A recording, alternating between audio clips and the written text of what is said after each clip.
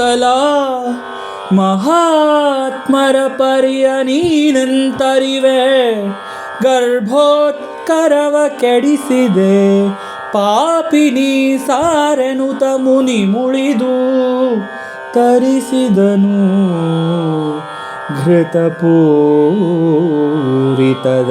ಕೊಪ್ಪರಿಗೆಗಳನ್ನು. ಒಂದೊಂದನೊಂದರುಳಿರಿಸಿ ಮಂತ್ರಿಸಿ ನೀರ ತಳಿದನು, ರಕ್ಷೆಗಳ ರಚಿಸಿ.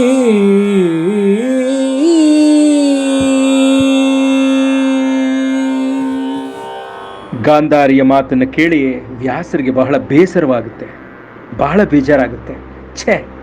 ಛೇ ಮರುಳು ಹೆಂಗಸಲ, ಪೆದ್ದೆ ಹೆಂಗಸ್ ನೀನು, ಹುಚ್ಚು ಹೆಂಗಸ್ ನೀನು, ಇಷ್ಟೇನ ಅರ್ಥ ಮಾಡ್ಕೊಂಡಿದ್ದು ನೀನು? ಏನಾಗಿದೆ ನಿನಗೆ? ಮಹಾತ್ಮರ ರೀತಿಯನ್ನ, ನಾನು ಕೊಟ್ಟ ಮಂತ್ರವನ್ನ ನೀನು ಈ ರೀತಿ ಅರ್ಥ ಮಾಡ್ಕೊಂಡ್ಯಾ?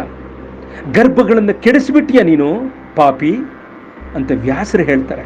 ಬಹುಶಃ ವ್ಯಾಸರು ಯಾವುದೇ ಒಂದು ಸಂದರ್ಭದಲ್ಲಿ ಈ ಮಟ್ಟಕ್ಕೆ ಯಾರಿಗೂ ಹೇಳಿದ್ದು ಕಂಡಿಲ್ಲ. ಈ ರೀತಿ ಗರ್ಭಗಳನ್ನು ಕೆಡಿಸ್ಕೊಂಡ್ಯಾ? ದಾಸಿಯರನ್ನು ಕರೆದು ಬನ್ನಿ ಇಲ್ಲಿ ಆ ಮಾಂಸದ ಮುತ್ತುಗಳನ್ನು ತೆಗೆದುಕೊಂಡು ಬನ್ನು ಅಂತ ಹೇಳಿ 101 ಕಡಾಯಿಗಳನ್ನು ತರಿಸ್ತಾರೆ, 101 ಮಡಿಕೆಗಳನ್ನು ತರಿಸ್ತಾರೆ. ಒಂದೊಂದು ತುಂಡನ್ನು ಆ ತುಪ್ಪದ ಕಡಾಯಿ, ಆ ಕಡಾಯಿಗಳು ತುಪ್ಪ ತುಂಬಿದ ಕಡಾಯಿಗಳು, ಆ ಕಡಾಯಿಗಳಲ್ಲಿ ಹಾಕಿ ಮಂತ್ರ ಜಲವನ್ನು ಪ್ರೋಕ್ಷಿಸಿ ರಕ್ಷಿಸಿ ಅಂತ ಹೇಳಿ ಒಂದು ಗುಪ್ತ ಸ್ಥಳದಲ್ಲಿ ಇದನ್ನು ಇಡಿ ಅಂತ ಹೇಳ್ತಾರೆ.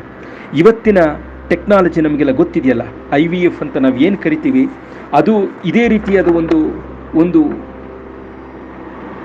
ಒಂದು ಘಟ್ಟ ಅಂತ ಹೇಳ್ಬೋದು ನಾವು. ಇನ್ವಿಟ್ರೋ ಫರ್ಟಿಲೈಸೇಷನ್ ಅಂತ. ಹೆಪ್ಪುಗಟ್ಟಿದ ಮಾಂಸದ ಮುದ್ದೆಗಳನ್ನು, ಭ್ರೂಣಗಳನ್ನು ನೀವು ಸಂರಕ್ಷಿಸಿ ಅಂತ ಹೇಳಿ ದಾಸಿಯರಿಗೆ ಹೇಳ್ತಾರೆ. ಗಾಂಧಾರಿಗೆ ಬಹಳ ಬೇಸರದಿಂದ ಇದನ್ನು ಸಂರಕ್ಷಣೆ ಮಾಡು ಅಂತ ಹೇಳಿ ವ್ಯಾಸರು ಹೇಳ್ತಾರೆ.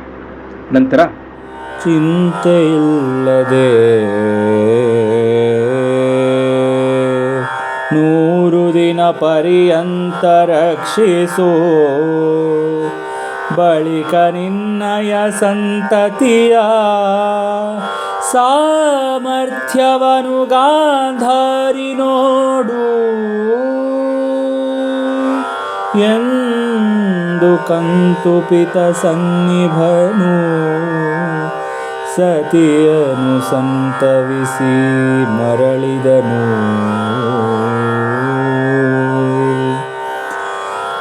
ಧರಣೀಕಾಂತ ಕೇಳೈ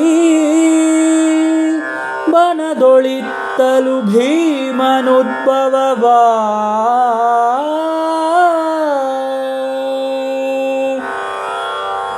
ಇನ್ನು ಸಮಾಧಾನವನ್ನು ತಂದುಕೋ, ಚಿಂತೆ ಬೇಡ, ಚಿಂತೆಯಿಲ್ಲದೆ 100 ದಿನ ಪರ್ಯಂತ 100 ದಿನಗಳು ಅದನ್ನು ರಕ್ಷಣೆ ಮಾಡು ತಾಯಿ ನೀನು. ಇನ್ನು ನಿನ್ನ ಕೋಪವನ್ನು ಬಿಡು, ಅದಾದ ನಂತರ ನಿನ್ನಯ ಸಂತತಿಯ ಸಾಮರ್ಥ್ಯವನ್ನು ನೀನು ನೋಡ್ತೀಯ ಅಂತ ಹೇಳಿ ಸಮಾಧಾನದ ಮಾತುಗಳನ್ನು ಆಡಿ ಅಲ್ಲಿಂದ ಕೃಷ್ಣ ದ್ವೈಪಾಯನರು ಹೊರಡ್ತಾರೆ. ಇತ್ತ ಕಡೆ ಕುಂತಿಗೆ ಭೀಮನ ಜನನವಾಗತ್ತೆ ಅಂತ ಹೇಳಿ ವೈಶಂಪಾಯನರು ಜನಮೇಜಯನಿಗೆ ಹೇಳ್ತಾರೆ.